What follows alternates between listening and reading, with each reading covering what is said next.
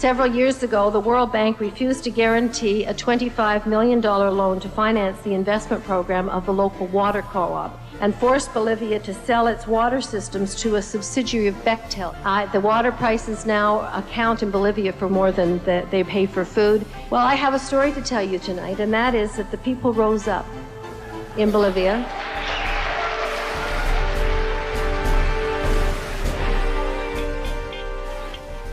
Obrero industrial, y cuando en Bolivia se privatizó el agua, la gente, nosotros no podíamos concebir que un empresario privado, un inversionista transnacional, podía apropiarse del agua.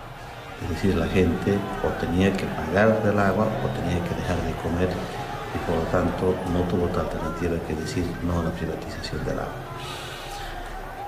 Una rebelión popular, una forma organizativa de multitudes de gente, que desde los campesinos hasta los vendedores de las calles, y empezamos una resistencia.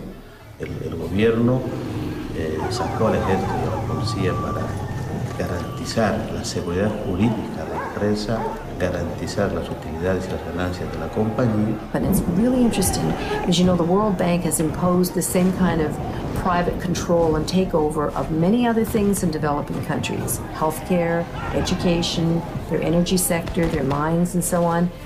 But when it comes to water, something happens and people say, I couldn't stop you there, or I didn't know how, or I thought maybe you would be right, but you are not taking my local water. Asociados de una abierta complicidad de los gobernantes en ese tiempo en Bolivia, que inclusive se privatizó el agua de la lluvia, es decir, que se prohibía a la gente el acumular el agua de la lluvia. And this is where you get the civil wars, because the army is brought in to control local dissent against these transnational corporations. Who are you protecting?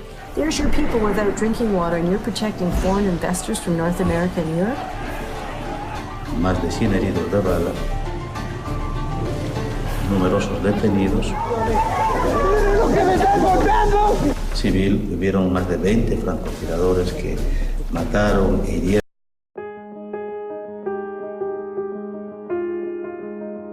Bolivia is a country in the center, South Africa, and one of the poorest countries. Cochabamba is the one city of the Bolivia. Due to the change of government, the Bolivia implemented many initiatives to advance the economic sector. There is a stabilization program to restore the finances and to reduce the inflation. In 1987, Bolivia economic growth has been positive, but given a big impact to the poorest. Nationals took over the administrations. Privatizations become the priority and the key component to the neoliberal economic party of Bolivia. Due to pressure by the World Bank and IMF, Bolivia sells many public enterprise, including the electric utilities, national airline, and Cochabamba water. This makes the water management in the Cochabamba was changed into the privatization sector. In 1999, Bolivia government acknowledged that a private company, Aguas de Tunari, to take over the water management with a 14 years contract.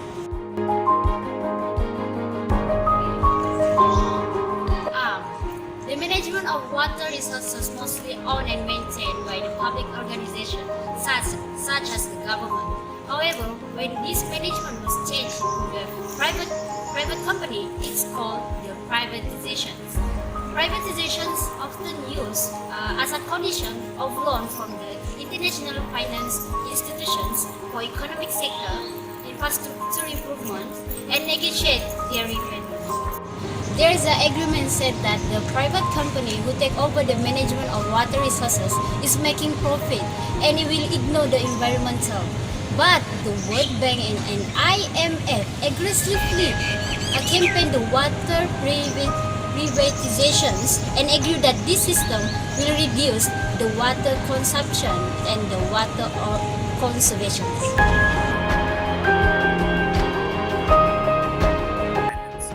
We have to understand what dependency means. It means that the Bolivian government has to depend on the private sector. established problems that existed in number one, the infrastructure in Bolivia, and number two, the economy and state stable. We have to understand how then the Bolivian government wanted to solve or tackle this problem. This is why the Bolivian government came to the solution that privatization answer. They chose to sell a lucrative deal towards the backdoor corporation in hopes that it will boost or solve the problems. Understand that in order for you to have infrastructure, you need to have money, you need to have wealth, and this was offered by the backdoor corporation. But what was the after effect or damage that came through selling water or through selling this deal to the backdoor corporation? It came at the cost of water from a public community entering into a private community to see that the prices of the resource water was able to be manipulated by this backdoor corporation, even at the cost of infrastructure. This was the dependence that happened between the Bolivian government and also the backdoor corporation that was American corporate. This is how then there exists a dependency due to the fact that the status quo surrounding the Bolivian government was forced to Explaining on the concept of human rights on the water war at Cochabamba, Bolivia. It is the responsibility of the state to provide basic needs for its citizens. This can be considered to be one of the many ways the state can claim its legitimacy within its territory and also to its people. Abraham Maslow, a scholar who is particularly known for his work on the hierarchy of needs, placed the physiological needs to be the utmost importance. Air, food, shelter, clothing, these are all biological requirements for the human body to function optimally. International organizations such as the UN and also the UN Human Rights Council have required the government to provide basic needs for its people. Refusal to do so is a violation of human rights. There are groups who believe water is an economic good, one which can be sold in the market like anything else. Today, more than 1 billion people still lack access to clean water. For some, the solution is privatization, the process of giving control of the region's water to a private organization. Developing countries unfortunately do not have a choice in this matter. The World Bank and the IMF have offered only assisted debtor nations if they agreed to privatize public utilities including water. These demands are attached as conditions to crucial loans, for example in Cochabamba, Bolivia. Bank forced the Bolivia government to privatize its water supply, handing over control over the water system to 2 private companies. The price of water skyrocketed and the population could not afford the rent hike. In the year 2000, the people of Cochabamba took their dissatisfaction to the streets, which eventually led to the repeal of the privatization law. To this day, many residents still do not have adequate access to drinking water. This was only the first of several water crises in Bolivia. Private entities like Suez, Viola, Thames and also Saur are a few examples of groups that focus on profit rather than the greater good, treating water like it's a commodity. It is no secret that when treated as a product, can be incredibly profitable because after all, no human can live without it. Hi, my name is Annabelle Xiang. Next, I will discuss about the concept of capitalism in the water privatization in Cochabamba, Bolivia. Based on my understanding, capitalism is an economic system which a country's trade are lack of government intervention and the means of production on to private firms. It also can be said that capitalism means goods and services distributed according to price mechanism which oppose to government price control.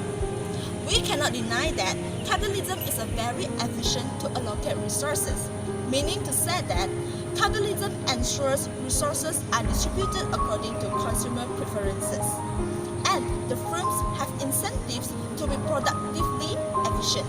For instance, cutting costs to improve competitiveness and productivity.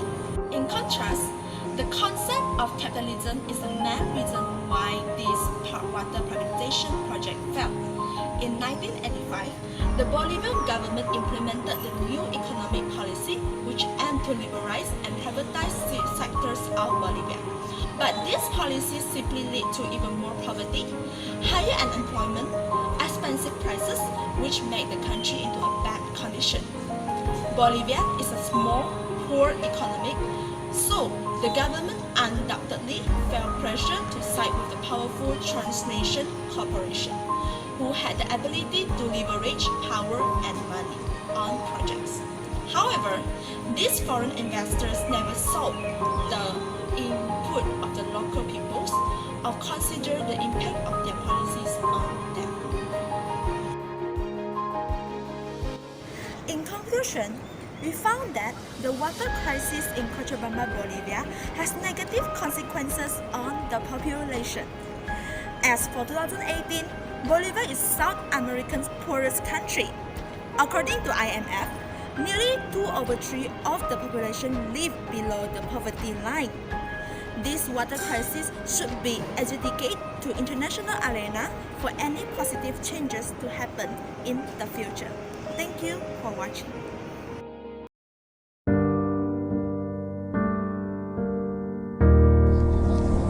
Hola, me llamo Karina Gómez Maita, tengo 21 años, tengo mis 2 hijos, uno se llama Manuel David y uno se llama Antonio, tengo mis 4 hermanos, uno se llama Beatriz, uno Olga y uno Luis Miguel. Vivimos al sur de Cochabamba, atrás del aeropuerto, y vivimos en esta pequeña casita.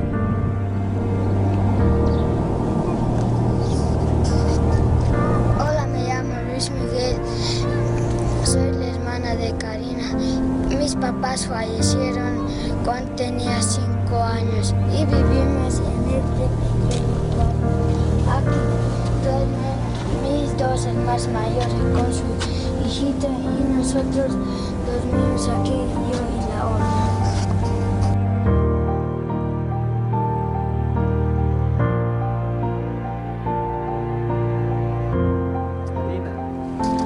¿Qué estás haciendo? Estoy lavando sopa.